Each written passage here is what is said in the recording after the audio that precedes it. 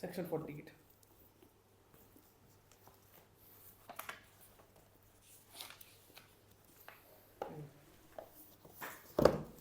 Section 48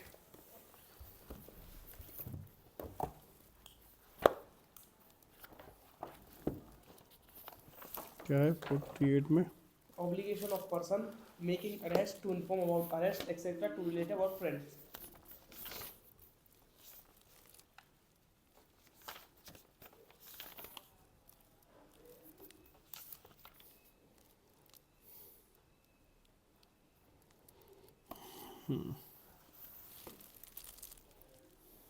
Section 48.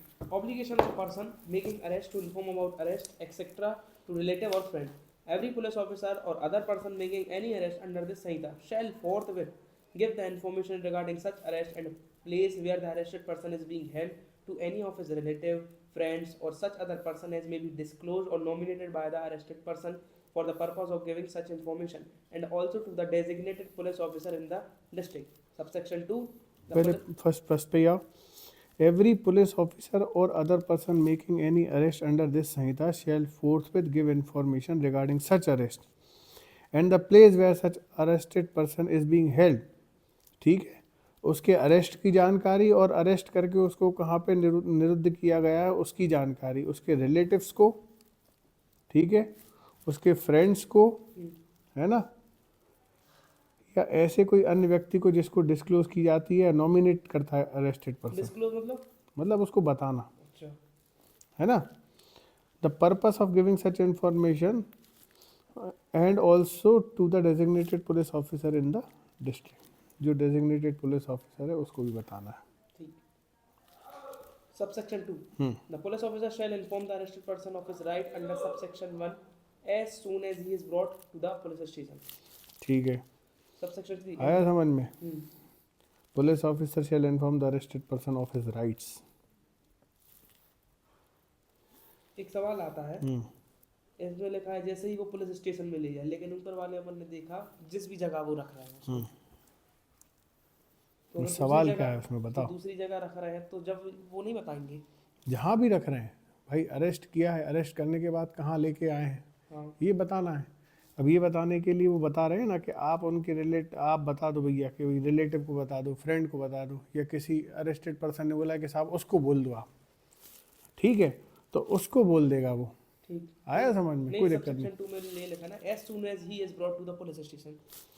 देखो ये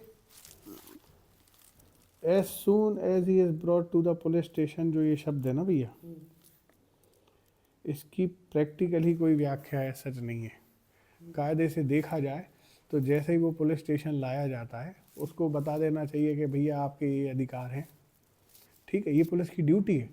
लेकिन अब जब तुम देख रहे हो कि वो बैठाले है, बता ही नहीं रही है, समय काट रही है, उस परिस्थिति में वो रॉन्गफुल कन्फाइनमेंट में है, ये समझ लो आप। अच्छा, हाँ, ठीक। क्योंकि पुलिस की क्या ड्यूटी है? उसके अपने राइट्स को एज सून एज पॉसिबल। देखो ना क्या लिखा है, एज, पढ़ो आप उसको, as soon as he is brought to the police station. अब as soon as he is brought to the police station की कोई डेफिनेशन तो है नहीं भाई, वो सर्कमस्टेंसेस पे डिपेंड करता है, ठीक है ना। लेकिन अगर वो बिल्कुल ठीक ठाक परिस्थिति में है, जो अरेस्टेड पर्सन है ना, कोई इंजरी नहीं है, कुछ नहीं है, तो फिर अगर उसको पुलिस स्टेशन ले आए हो तो आप उसको जानकारी दे दो कि आपको क्यों अरेस्ट किया है। ठीक। आया समझ में? लेकिन हम आपको प्रैक्टिकली बता दें कि जो गिरफ्तार होता है ना, आप ये समझ लो कि उसके आदमी तक कतराते हैं पुलिस स्टेशन आने से। अच्छा, कईयों बार प्रैक्टिकली बता रहे हैं। उसकी फैमिली काम आती है। नहीं, फैमिली भी डरती है आने से। अच्छा, क्या करे दे रहे, क्या कौन को पकड़े ले रहे, कौन से पूछताछ करे ले रहे, ठीक है ना। क्यों? क्योंकि उनको ये अधिकारों के बारे में जानकारी नहीं है। अब जब अपने आदमियों को जानकारी नहीं है जिनके लिए संहिता बनाई गई है, पुलिस वाले अपनी ड्यूटी कर रहे हैं, नहीं कह रहे, क्या फर्क पड़ता है? लेकिन फर्क पड़ता है क्योंकि संहिता में लिखा है कि भैया आपको ये करना पड़ेगा, इसलिए पुलिस वालों के ऊपर ये ड्यूटी है, ठीक है ना। एक भी आदमी थोड़ी सी दबिश दे दे तो सरेंडर हो जाती है पुलिस, आया समझ में? नहीं तो उनने तो कह दिया था कि तेरा थोपड़ा खराब है क्या, तो उसने बोल दिया कि क्यों, हमें तो लगता है कि भाई वर्दी पहने हो तभी आपको लिखना चाहिए। अब तुम उसको जानकारी दो ना कि अगर ये व्यक्ति वर्दी आज नहीं पहने तो किस कारण से वर्दी नहीं पहने। पुलिस तो ट्रेनिंग में आती है, ट्रेनिंग में ही वर्दी पहन के नहीं आती है, कई बार देखा होगा आपने, कितनी एकेडमीज में ट्रेनिंग होती है पुलिस वाले की, पुलिस वाली वर्दी में नहीं होते।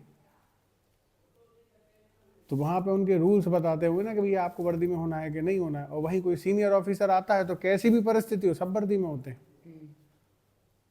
ठीक, आया समझ में? Yes sir.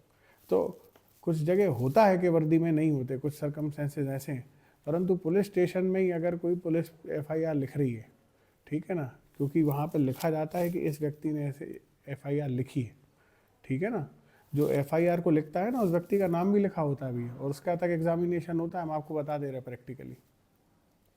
अगर आपको लगता है कि कोई ऐसी गतिविधि हुई है कि एफआईआर ही जानबूझ के ऐसी लिखी गई है जैसी हमने नहीं बताई थी, उस परिस्थिति में उस व्यक्ति की ड्यूटी है, अब आप उसको बुला सकते हो अगर आपको ऐसा लगता है कि ये गड़बड़ करी हुई है इनने। आया समझ में? तो पुलिस को ड्यूटीज पता है, आपको अपने राइट्स नहीं पता। और जब यहाँ पे ये गैप रहेगा तो कहीं ना कहीं पुलिस फायदा उठाती रहेगी, ये मान लो आप। Subsection 3. An entry of the fact as to who has been informed of the arrest of such person shall be made in a book to be kept in the police station in such form as the state government may by rules provide.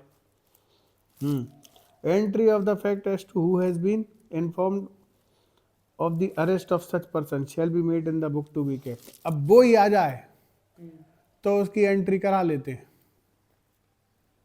नहीं तो उनको क्या पड़ी है। लेकिन उनको पड़ी है, कानून कहता है कि तुमको पड़ी रहनी चाहिए कि अगर आपने किसी को अरेस्ट किया है तो आपने जिस व्यक्ति को बताया है कि ये व्यक्ति अरेस्ट हुआ था उसकी एंट्री करनी पड़ेगी, आपको बाकायदा लिखित रूप से बताना पड़ेगा कि हमने इनके नाम लिखा है कि भैया इनको बताना है। ठीक है। Subsection 4. It shall be the duty of the magistrate before whom such arrested person is produced to satisfy himself that the requirement of subsection 2 and subsection 3 have been complied with in respect of such arrested person. ठीक है ना, ये duty इनने magistrate को दे दी कि साहब इनने ये किया है कि नहीं किया है, आप इसकी जानकारी लिख लो। बहुत अच्छा वाक्य सुना रहे हैं। एक केस में पुलिस वाले ने क्या किया, सवेरे 8 बजे से 4 लड़कों को धर लिया, आया समझ में, उठा लिया। अब एक दिन निकल गया, दूसरे दिन 2 दिन निकल गए और उन्हें पेश ही नहीं किया। अब जब पेश नहीं किया तो मजिस्ट्रेट ने लिखित में पुलिस वाले से पूछ लिया था कि जब अपराध बेलेबल थे तो 2 दिन ये रखे क्यों रहे आप इन व्यक्तियों को। तब पुलिस वाले की ये ड्यूटी थी लिखित रूप में स्पष्टीकरण देना कि साहब क्यों रखे थे हम इनको, क्योंकि कोर्ट में जवाब देना पड़ेगा पुलिस वाले को कि भाई हम 2 दिन तक इन्हें रखे क्यों रहे, कोई कारण था क्या आपके पास। आया समझ में कि नहीं? Section 49. Search of arrested person. Subsection 1. Whenever a person is arrested by a police officer under a warrant which does not provide for the taking of bail, or under a warrant which provides for the taking of bail, but the person arrested cannot furnish bail. And second, a person is arrested without warrant or by a private person under a warrant and cannot legally be admitted to bail or unable to furnish bail. The officer making the arrest, or when the arrest is made by a private person, the police officer to whom he makes over the person arrested makes such person and place in safe custody all articles other than necessary wearings, apparels found upon him, and where any article is seized from the arrested person, a receipt showing the articles taken in possession by the police officer shall be given to such person. Whenever, subsection 2, whenever it is necessary to cause a female to be searched, the search shall be made by another female with strict regard to decency. आया समझ में?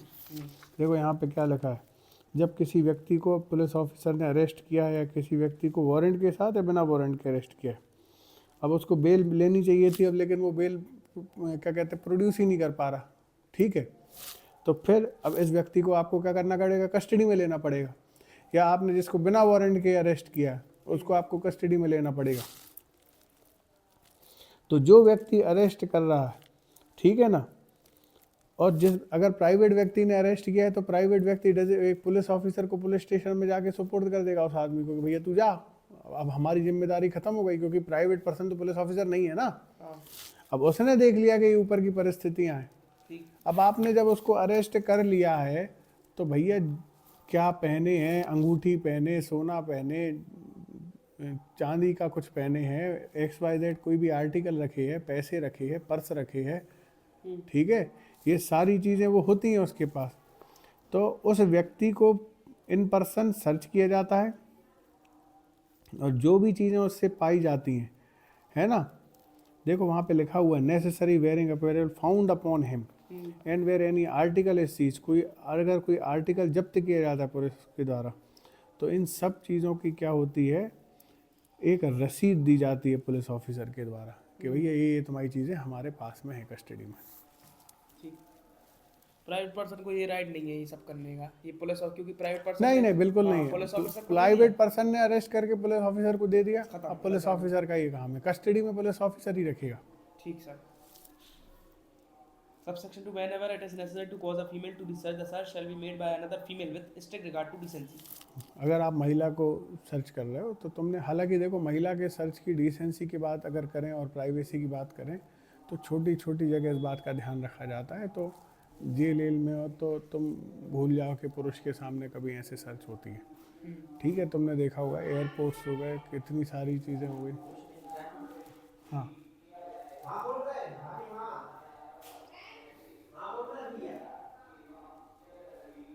बंद कर दिया, अगर तेरे को बोला ये और ये बंद कर दिया अगर।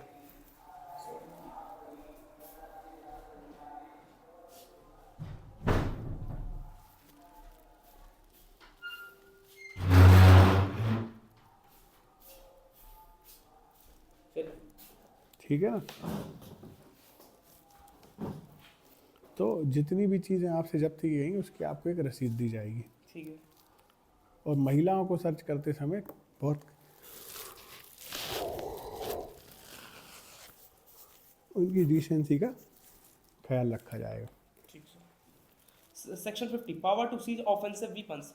The police officer or other person making any arrest under this Sanhita may immediately after the arrest is made take from the person arrested any offensive weapon which he has about his person and shall deliver all weapons so taken to the court or officer before which or whom the officer or person making the arrest is required by the Sanhita to produce the person arrested. ठीक है, अगर कोई offensive weapon उसके पास मिलता है arrested person के पास तो उसको सीज करके उसको कोर्ट में डिलीवर करना या डेजिग्नेटेड पुलिस ऑफिसर के समक्ष डिलीवर करने की जिम्मेदारी किसकी होती है, जिसने अरेस्ट किया है। बहुत बढ़िया।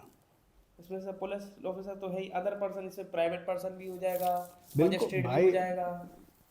एक बहुत अच्छा, चलो तुम्हें यही वाक्य सुना रहे कि ऑफेंसिव वेपन को सीज करके रखने के लिए क्या होता है कि एक मर्डर हुआ, एक गांव में जो मर्डर हुआ तो जो जिसने मर्डर किया था तो उसने क्या किया, उसने ये बका होता है ना, चाकू का एक प्रकार होता है, तो चाकू के प्रकार से उसके सीने में 2-3 बार चाकू घोंपा, ठीक है, उससे खून वून निकला, ठीक है, वहाँ के आसपास के लोगों ने देखा कर बाप रे ये तो ये कर रहा है, तो वो दौड़ के आए, तो जिसने मारा था उसको पकड़ा, उसके हाथ वाथ को पकड़ा और वहाँ से वो वेपन हटाया और वेपन हटाने के बाद पुलिस को डिलीवर किया।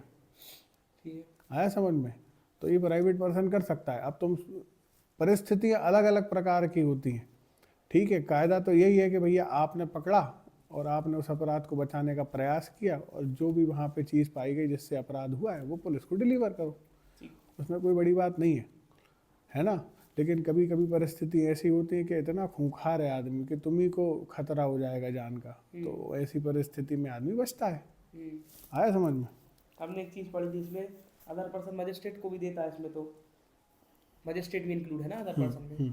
तो मजिस्ट्रेट इसमें लिखा है to be taken before the court, तो मजिस्ट्रेट स्वयं की कोर्ट में तो ला नहीं जा सकता, नहीं दूसरे कोर्ट में लाया है। वैसे भी हम तुम्हें बता दे रहे हैं, ऐसी कोई परिस्थिति आती है ना कि उस वेपन को कोर्ट में प्रोड्यूस करना है तो उस वेपन की कस्टडी का आदेश भी कोर्ट देती है। अच्छा, तो तुमको क्या लगता है कि वो वेपन ऐसे इधर उधर घूमता रहेगा? भाई वो कस्टडी में है तो कस्टडी होनी प्रॉपर दिखनी चाहिए कि किसकी कस्टडी में है। भाई अगर इन्वेस्टिगेशन कर रही है तो पुलिस रखेगी, मान लो पुलिस रखेगी तो वो फॉरेंसिक में भेजती है, फला भेजती है, बैलिस्टिक उसकी जांच होती है, खून की जांच होती है, खून के थक्कों की जांच होती है जो वेपन पे पाए जाते हैं, है ना, फिंगरप्रिंट्स की जांच होती है जो वेपन पे पाए जाते हैं। अब ये रोज मजिस्ट्रेट के पास जाएगा और मजिस्ट्रेट रोज आदेश देगा कि हाँ भैया ले जाओ, ऐसा थोड़ी ना होता है। इसलिए जब भी अपराध होता है तो तुमने देखा होगा कि वेपन पुलिस के पास होती है, पुलिस को पूरा जब्त तब्त करती है, उसका मेमो बनाती है, सीजर मेमो, और फिर जब उसको जैसी परिस्थितियों में इन्वेस्टिगेशन में आगे भेजना होता है भेजती है। आया समझ में? सही बात है। लेकिन कई बार ऐसे चांसेस आ सकते हैं कि भैया मजिस्ट्रेट के सामने प्रोड्यूस कर दिया कि ये वेपन था साहब, इसकी कस्टडी चाहिए, कस्टडी वो दे देता है, ठीक है। संज्ञान में आ गया उसके कि ऐसे कोई अपराध में कोई वेपन यूज हुआ है। लेकिन अगर तुम नॉर्मली देखोगे जो रेगुलर ऑफेंसेस हैं, पुलिस के पास ही उसकी वो कस्टडी में रखता है, ठीक है ना, और वहाँ से फिर वो चीज़ें जब तक इन्वेस्टिगेशन पूरी नहीं होती वो सब रखी जाती, और बाकायदा उसके बाद सारी ऐसी चीज़ें तुम्हें वो जो माल खाना होता है, रूम बेसिकली जहाँ पे ये सब चीज़ें रखी जाती हैं, आर्टिकल्स, वहीं पे बाकायदा सेफली रखी रहती है, उसका रिकॉर्ड रहता है। अच्छा, हाँ ठीक है sir. Section 51 examination of accused by medical practitioner at the request of police officer. Subsection 1. When a person is arrested on a charge of committing an offence of a such nature and alleged to have been committed under such circumstances that there are a reasonable ground for believing that an examination of his person will afford evidence as to the commission of an offence, it shall be lawful for a registered medical practitioner acting at the request of any police officer and for any person acting in good faith in his aid and under his direction to make such an examination of the person arrested as is reasonably necessary in order to ascertain the facts which may afford such evidence and to use such forces as is reasonably necessary for that purpose. देखो यहाँ पे सबसे पहले heading से समझो कि किस व्यक्ति की बात हो रही है। Examination of the accused by medical practitioner, ऐसा कोई व्यक्ति जिसने अपराध किया है या अपराध के लिए दोषी है अभी, है ना, मतलब बेसिकली अपराधी की बात कर रहे हैं, एक्यूज की बात कर रहे हैं, ठीक है ना।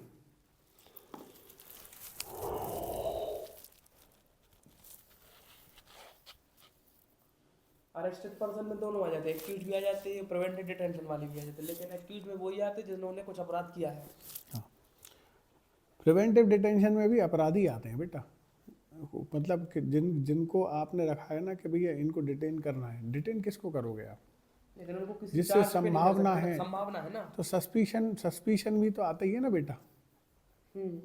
अब आ जाओ यहाँ पे, आ जाओ, पहले अपन ये खत्म करते हैं। देखो क्या लिखा है, एग्जामिनेशन ऑफ द एक्यूज्ड, कोई अभियुक्त है, कोई अपराध के संदर्भ में उस व्यक्ति को अपराधी बनाया गया है, ठीक है ना। तो अगर कोई रीजनेबल ग्राउंड्स होते हैं कि उसके शरीर से, मतलब जो अपराधी है उसके शरीर से कुछ ऐसे एविडेंसेस मिल सकते हैं जिससे अपराध की पुष्टि प्रॉपर हो सकेगी और ट्रायल में उसके एविडेंसेस कोर्ट में दिए जा सकेंगे, ठीक है, आया समझ में। तो ऐसे व्यक्ति की क्या हो सकती है, मेडिकल एग्जामिनेशन की जा सकती है रजिस्टर्ड मेडिकल प्रैक्टिशनर के द्वारा। किसकी रिक्वेस्ट पे? At the request of the police officer, है ना। अब देखो, and for any person acting in good faith in his aid and under his direction to make such examination of the person arrested as is reasonably necessary. यहाँ पे देखो सबसे important line है, in order to ascertain the facts which may afford such evidence and to use such force as reasonably be necessary for that purpose. ये सबसे important है क्योंकि यहाँ पे कॉन्स्टिट्यूशनैलिटी को चेक किया जा सकता है। कैसे? यहाँ पे ये लिखा है कि भैया किसी व्यक्ति को अगर आपने अरेस्ट किया है और उससे कोई एविडेंसेस मिल रहे हैं तो उसकी मेडिकल जांच के लिए पुलिस ऑफिसर रिक्वेस्ट कर सकता है और मेडिकल प्रैक्टिशनर उस व्यक्ति की जांच कर सकता है। अभी सबसे बड़ा प्रश्न ये आता है कि जिस व्यक्ति की जांच होनी है उसके प्राइवेसी के अधिकार मर गए हैं क्या? अपने खिलाफ वो खुद सेल्फ आ गया समझ में? बहुत बढ़िया, सेल्फ इनक्रिमिनेशन का लॉ अप्लाई हो जाता है, एग्जैक्टली, ठीक है ना। तो वहाँ पे जब ये बोल रहे हैं कि भैया अपने ही खिलाफ सबूत देगा क्या, लेकिन वो यहाँ पे कॉन्स्टिट्यूशनली वैलिड इसलिए बोला है क्योंकि यहाँ पे ये भी लिख दिया है कि अगर ऐसा व्यक्ति मना करता है तो आप युक्त फोर्स का, बल का प्रयोग कर सकते हैं उसके एविडेंसेस लेने के लिए। क्यों? क्योंकि अपराध की पुष्टि के लिए वो जरूरी है। आया समझ में? ठीक। यहाँ पे जो लॉ ऑफ सेल्फ इंक्रिमिनेशन है उसको बैलेंस करना पड़ेगा, नहीं तो क्या होगा कि हर बार क्या करेगा, जैसे ही अपराधी की खुद की जांच होने लगेगी, अब सपोज रेप का ऑफेंस है, अब तुम्हें सीमेन की जांच करनी है, कुछ हेयर बॉडी में कुछ ऐसी कोई चीज़ है जिसकी जांच करनी है, नाखून के वो कुछ जो मतलब झपटी वपटी हुई है, किस छेड़ झपटी हुई है या किसी को छेड़ा है, या मतलब ऐसा कह सकते हो कि कोई खींचा तानी हुई है, तो ऐसे में कुछ घाव हो सकते हैं उसकी बॉडी में मिल जाए, नाखून फंसे मिल सकते हैं, उसके बाल मिल सकते हैं किसी लड़की के, या कुछ भी कह सकते हो, या रेप हुआ है तो ऐसे और चीज़ें मिल सकती हैं। आया समझ में? अब जब ऐसी चीज़ें मिलती हैं और ऐसे अपराध के होने की जब होती कि ऐसा अपराध हुआ है, तो भैया फिर हम अरेस्टेड व्यक्ति को जो उसका अपराधी हो सकता है तो उसको थोड़ी ना आप फ्री छोड़ दोगे। सही बात है। हमें दिक्कत ये है कि मेडिकल एविडेंसेस की ज़रूरत है। अब मेडिकल एविडेंसेस नहीं मिलेंगे तो हम उसकी क्या कहते हैं उसको अपराध उसको दोष सिद्ध नहीं कर पाएंगे, तो सरकार का तो काम व्यर्थ हो जाएगा ना, जिसके लिए उसको इतनी मेहनत करनी पड़ रही है। सरकार का काम है क्या है कि सरकार को कि भैया अपराध रोकना, और अगर अपराध हुआ है तो जिस व्यक्ति ने अपराध किया उसकी दोष सिद्धि के लिए पूर्णतः जो वो कर सकती है रीजनेबली लॉफुली वो सब करना, सारे सबूतों को इकट्ठा करना, उसको पेश करना, उसके बयान दिलाना, ये सब होता है। अब ये तो यहाँ पे फ्यूटाइल हो जाएगा ना, इसलिए यहाँ पे लिखा है कि आप युक्त का बल का प्रयोग कर सकते हो अगर वो मना भी कर रहा है तो, ठीक है ना, क्योंकि कानून का आप फायदा नहीं उठा सकते जब आप खुद गलत हो। ठीक है। आया समझ में? ठीक। Subsection 2.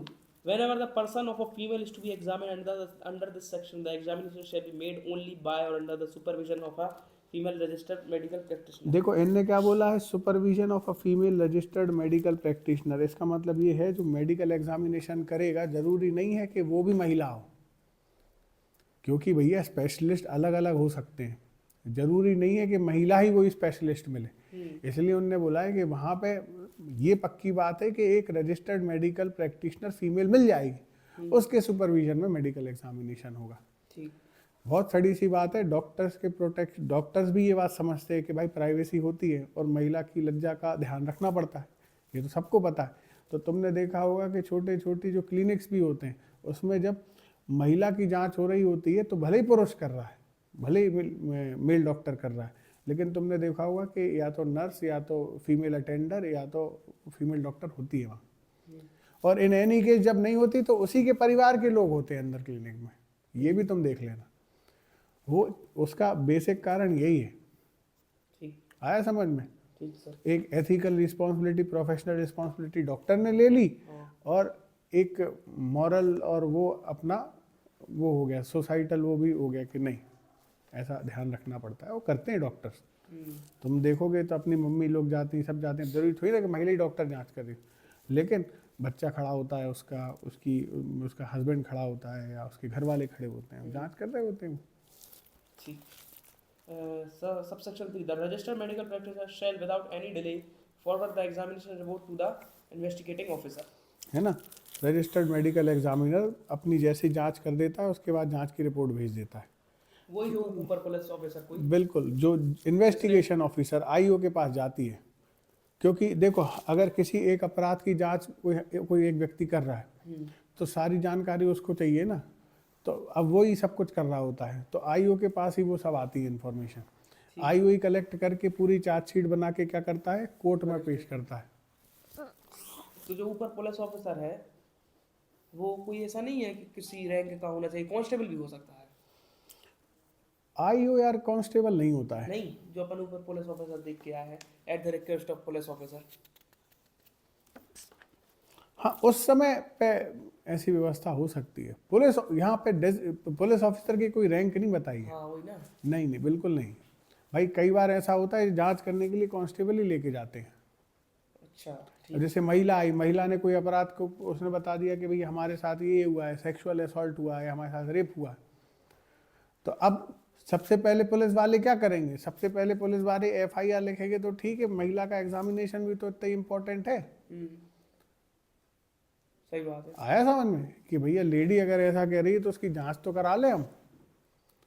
उसके बाद फिर हम अपराध दर्ज तो अपराध होना ही है भाई, उसने बोला है कि ऐसा कोई गंभीर अपराध उसके साथ हुआ है तो अपराध तो दर्ज पुलिस को करना पड़ेगा, परंतु पुलिस अपनी इन्वेस्टिगेशन के पार्ट को भी तो फॉलो करेगी कि भैया इनकी मेडिकल जांच तो करा लें हम। ठीक है। Explanation in this section and section 52 and 53.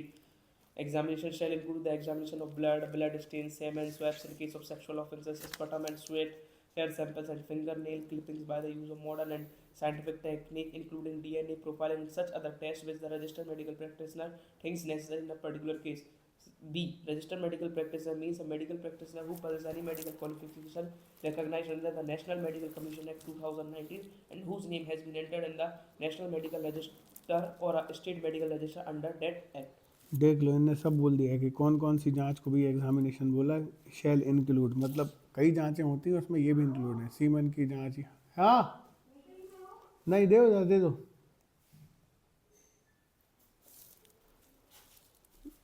अरे यार टोस्ट नहीं खाएंगे, वो खाएंगे मूसली, टोस्ट नहीं खाएंगे।